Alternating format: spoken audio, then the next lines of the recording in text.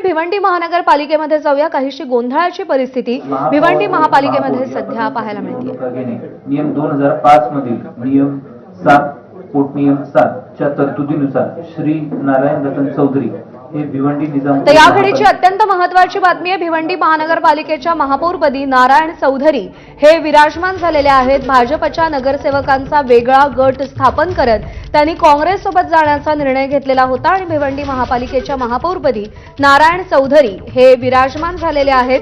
त्यामुळे भाजपला हा एक मोठा धक्का मानला जातोय। भिवंडी महानगरपालिकेच्या महापौरपदी नारायण चौधरी हे विराजमान झालेले आहेत।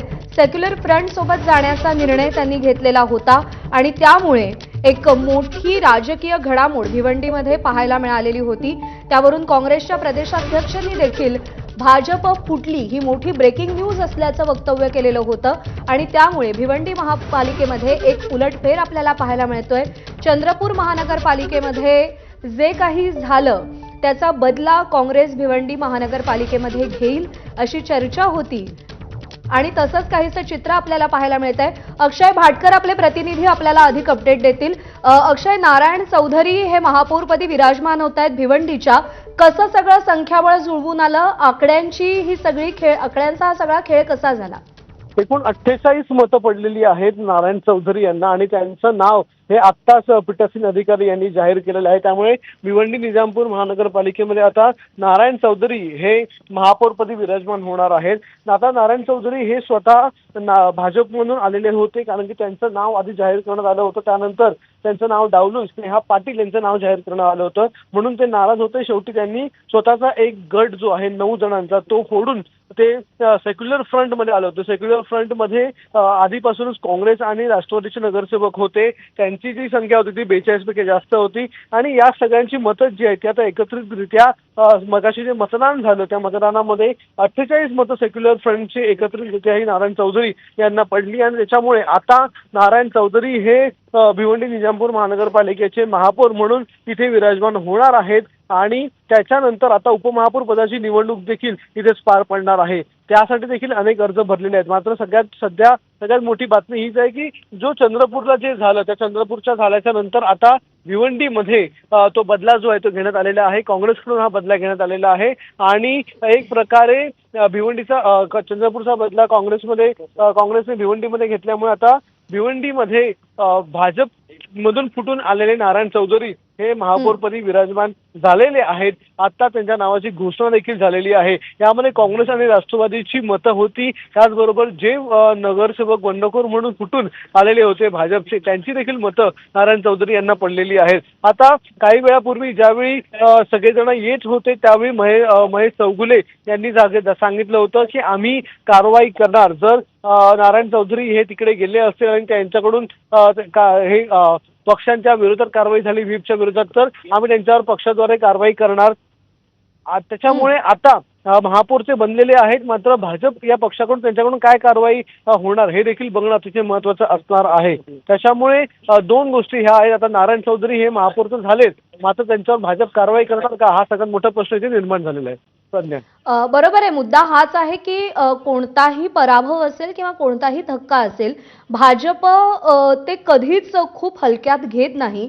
त्यामुळे साधारणतः काय शक्यता आहे, काय कारवाई केली जाईल नारायण चौधरी यांच्या विरोधात आणि ज्या सगळ्या नगरसेवकांनी पक्षाचा व्हीप मानलेला नाहीये, पाळलेला नाहीये, त्यांच्या विरोधात काय पावलं उचलली जाऊ शकतात?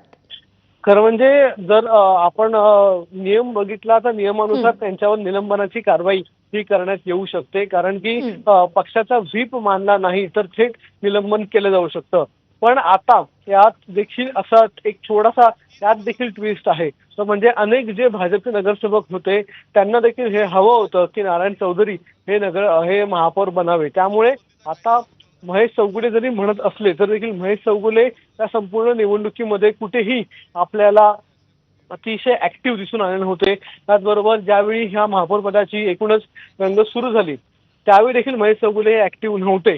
त्यामुळे आता महेश चौगुले यांच्या मताला मान्यता आहे की सगळे नगरसेवक मिळून नारायण चौधरी यांना कारवाई करू नका असं सांगतील, हे देखील बघणं महत्त्वाचं असणार आहे सध्या। या सगळ्यामध्ये काँग्रेसच्या अंतर्गत नाराजीचं काय? कारण का शहराध्यक्षांनी सुद्धा प्रदेशाध्यक्षांविरुद्ध नाराजी व्यक्त करत थेट राहुल गांधींना पत्र लिहिलेलं होतं. काँग्रेसच्या अंतर्गत नाराजीचं आता यापुढे काय होणार? सध्या तरी काँग्रेसची जी नाराजी आहे ती इथे दिसून येत नाहीये, कारण की काँग्रेसकडून जेवढी मतं पडायला पाहिजे होती ती सगळी मतं ही बऱ्यापैकी पडलेली आहेत. त्यामुळे काँग्रेसची नाराजी ही सध्या अंतर्गत नाराजी याची दूर झाली असावी अशी शक्यता आहे. आता थोडा वेळ चित्र स्पष्ट होईल, कारण की सगळे नगरसेवक जे आहेत आता बाहेर पडणार आहेत.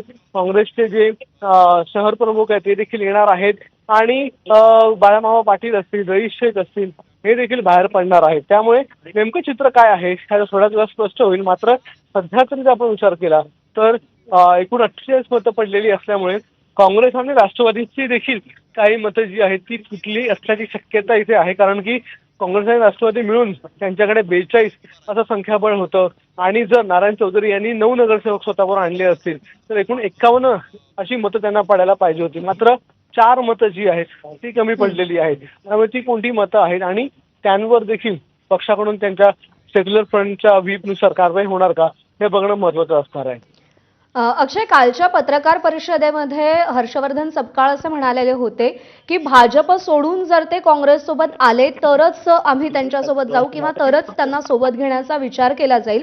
आता ही भूमिका बदलली आहे की या भूमिकेवरती काँग्रेस अजूनही ठाम आहे?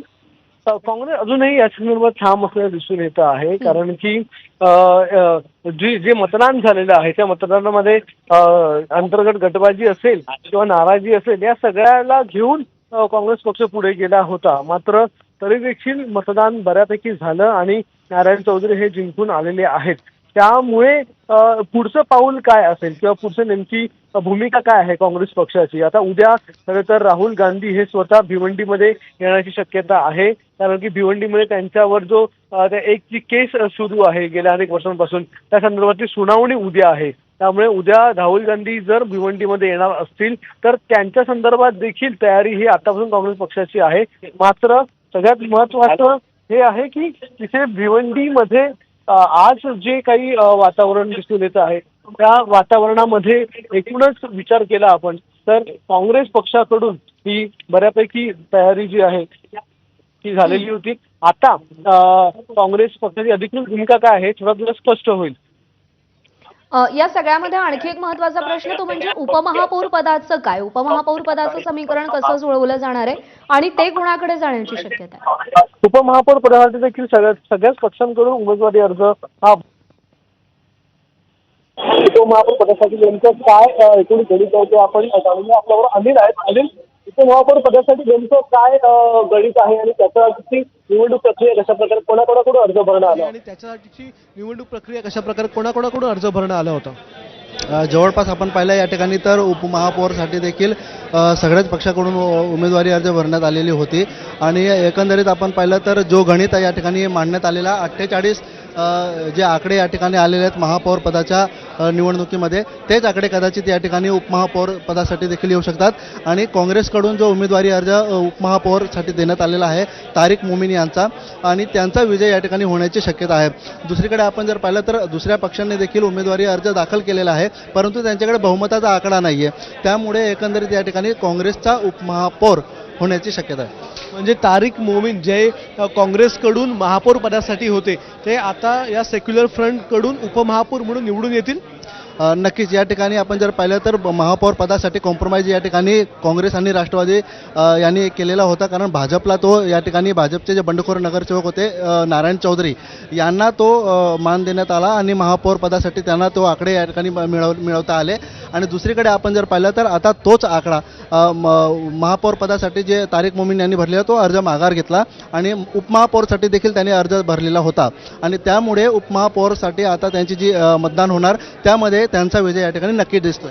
हेच खरं म्हणजे नाराजी होती. नाराजीचं हेच कारण होतं, कारण की कुठे ना कुठे महापौर हा आपल्या संख्याबळावर बसतो आहे तरी देखील भाजपचे नगरसेवक घेऊन स्वतःचं महापौरपद भाजपच्या नगरसेवकांना द्यायची गरज काय असा प्रश्न हा काही काँग्रेसच्या नगरसेवकांनी विचारलेला होता आणि त्याच्यामुळे अंतर्गत नाराजी होती. मात्र ही नाराजी जास्त टिकली नाही असंच आपल्याला म्हणावं लागेल, कारण की बऱ्यापैकी मतदान जे आहे ते नारायण चौधरी यांच्या बाजूने झालं आणि त्याचमुळे काँग्रेसची अंतर्गत नाराजी जास्त टिकली नाही आणि ती पुढे देखील आली आणि त्याचा परिणाम देखील झाला नाही. एकूणच हे चित्र आहे. आता मोमीन तारिक बारी जे आहेत ते या ठिकाणी उपमहापौर म्हणून निवडून येतील ही जास्त शक्यता आहे. कारण की त्यांच्या मागे अशाच प्रकारे पक्षांचं संख्याबळ आहे.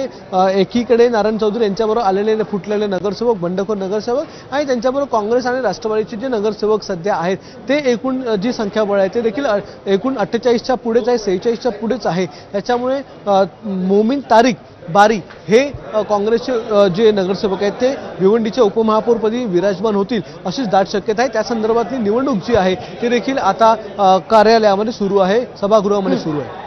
अक्षय, आपण कोणत्याही निवडणुका गेल्या काही वर्षातला पाहिला तर सत्ता आपल्याकडे ठेवण्यासाठी भाजप कायमच प्रयत्नशील राहिलेला आपण पाहिलेला आहे. अगदी एकेका आकड्यासाठी, एकेका सदस्यासाठी ते आग्रही असतात. भिवंडी महानगरपालिकेत भाजपचं समीकरण नेमकं कुठे चुकलं, ताकद कुठे कमी पडली? सगळ्यात पहिलं म्हणजे महत्त्वाचं हेच होतं की नारायण चौधरी यांना आधी उमेदवारी जाहीर करण्यात आली होती भाजपकडून. भाजपने या संपूर्ण निवडणुकीला सिरियसली घेतलेलं होतं आणि संख्याबळ एकत्र करण्यासाठी हालचाली सुरूच केल्या होत्या. तेवढ्यात जे कपिल पाटील यांचे नातेवाईक आहेत सुमित पाटील, त्यांच्या संदर्भामध्ये बंडखोरी होण्याची शक्यता होती. एक नाराजी व्यक्त करण्यात आली होती कारण की सुमित यांना उमेदवारी द्यावी असं भाजपच्या काही नगरसेवकांचं मत होतं. त्यामुळे त्यांची जी नाराजी आहे ती ओढवून घ्यायची नाही आहे. यासाठी भाजप पक्षाने काय केलं तर सुमित यांना देखील बाजूला ठेवलं, नारायण चौधरी यांना देखील बाजूला ठेवलं आणि तिसराच उमेदवार स्नेहा पाटील यांना उमेदवारी जाहीर केली, जेणेकरून या दोघांची नाराजी जी आहे ती कमी होईल आणि पक्षाला जा फटका बसणार नाही. पण झालं उलटं.